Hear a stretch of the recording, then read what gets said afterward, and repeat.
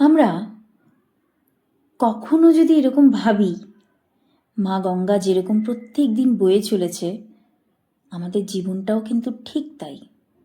মা গঙ্গার উপর দিয়ে কত নোংরা কত কত নোংরা ভেসে যায়।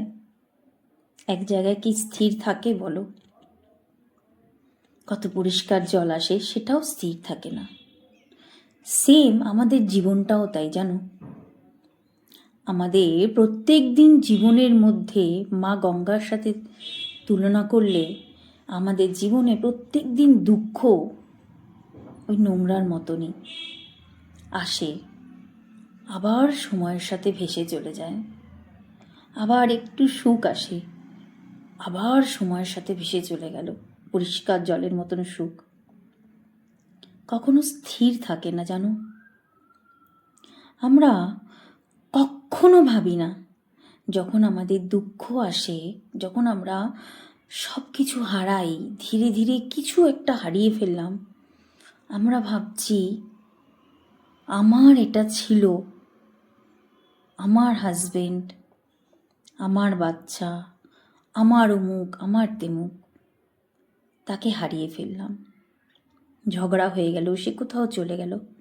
অ্যাকচুয়ালি কি আমার? এটাই আমাদের অহংকার, জানো। আমার বলতে কিন্তু কিচ্ছু নেই।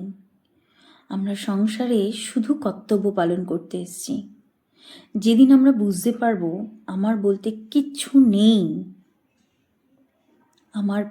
আমি কাউকে জন্ম দিয়েছি, তাকে জাস্ট পৃথিবীতে এনেছি, তার উপর কিন্তু আমার কোনো অধিকার নেই। সে একটা ইন্ডিভিজুয়াল মানুষ। সে পৃথিবীতে এসে সে তার মতন তার কর্ম দিয়ে সে তার জায়গায় পৌঁছাবে।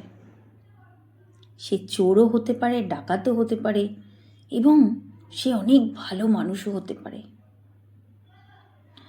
মা বাবার কর্তব্য সন্তানদের পৃথিবীতে নিয়ে আসা, ব্যবসা করা নয়।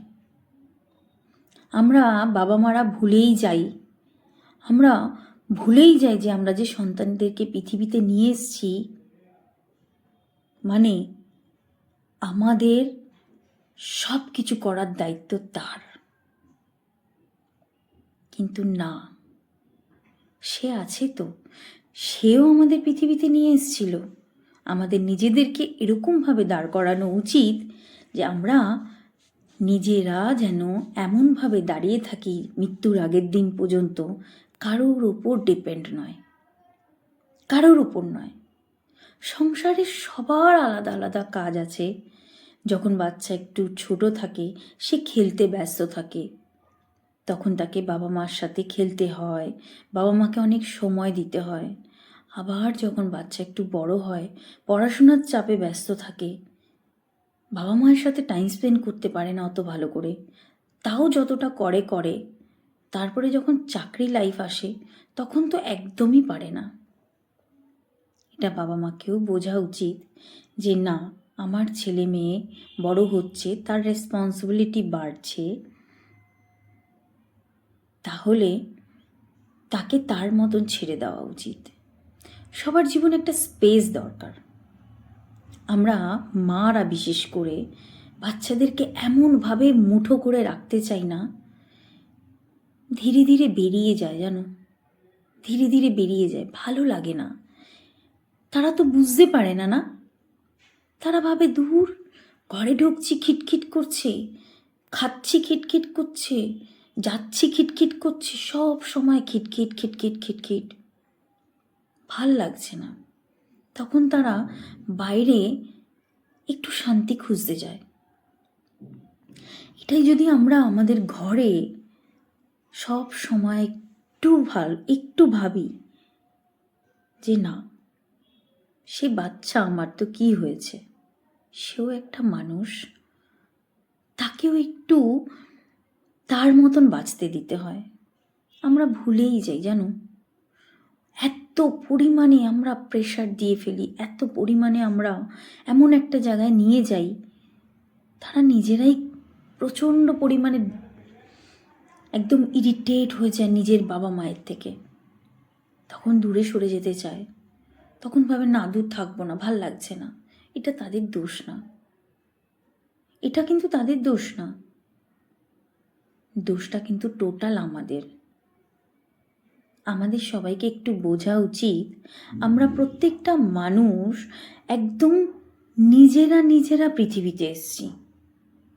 যখন মায়ের পেট থেকে জন্ম হয়েছে আমাদের, আমরা একদম একা একা এসেছি, একা একা বড় হয়েছি, আবার একা একা কারোর মা হয়েছি, কারোর বউ হয়েছি। সেটা আমাদের নিজেদের ভাবা উচিত।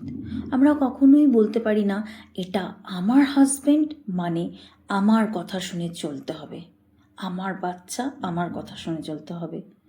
এটা কোনো হাজব্যান্ডরাও বলবে না ওকে আমি বিয়ে করেছি, আমার কথা শুনে চলতেই হবে।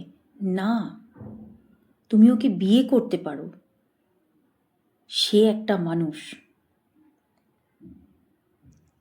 সে একটা মানুষ এবং তার নিজের মতন করে বাঁচার অধিকার রয়েছে। কখনোই রিলেশনের চাপে আমাদের প্রেশার ক্রিয়েট করা উচিত নয়।